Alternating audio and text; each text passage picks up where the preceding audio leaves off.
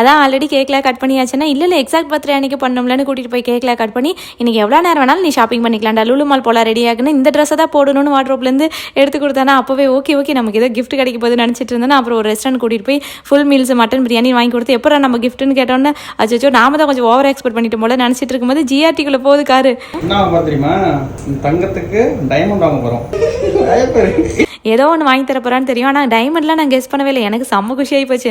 இந்த மால்குள்ளே சுற்றிட்டு இருக்கும்போது டைமண்ட் ஜுவல்லரி ஷாப்லாம் இருக்குல்ல, அதை பார்த்துட்டு அது பல மின்னிட்டு இருக்கோம். நான் கேட்டுட்டு இருப்பேன், அப்பா எப்பயாச்சும் ஒரு சின்ன குட்டி ரிங்காச்சும் டைமண்டில் வாங்கி தெரியும் எனக்கு அப்படின்னு. அவன் சரி வாங்கி தரேன் அப்படிங்கிற மாதிரி கேஷுவலாக சொல்லிட்டு இருப்பான், கண்டுக்காத மாதிரி. ஆனால் அந்த பையன் எனக்கு தனியாக ஒரு விஷ் லிஸ்ட் போட்டு எனக்கு பிடிச்சது எல்லாத்தையும் நோட் பண்ணி வச்சிருக்கோம். இந்த மாதிரி பர்த்டே ஸ்பெஷல் டேலாம் வந்துச்சுன்னா அன்றைக்கி வாங்கி கொடுத்து இம்ப்ரெஸ் பண்ணிடும். நானும் எல்லாத்தையும் ஒளரி வச்சிருவேன், அதனாலேயே கீர்த்திக்கிட்டேன். ஆனால் ஒரு சில ஒய்ஃபெல்லாம் ஹஸ்பண்டுக்கிட்ட நம்ம கேட்காமலே நமக்கு பிடிச்சதெல்லாம் பண்ணணும்னு நினைப்பாங்க.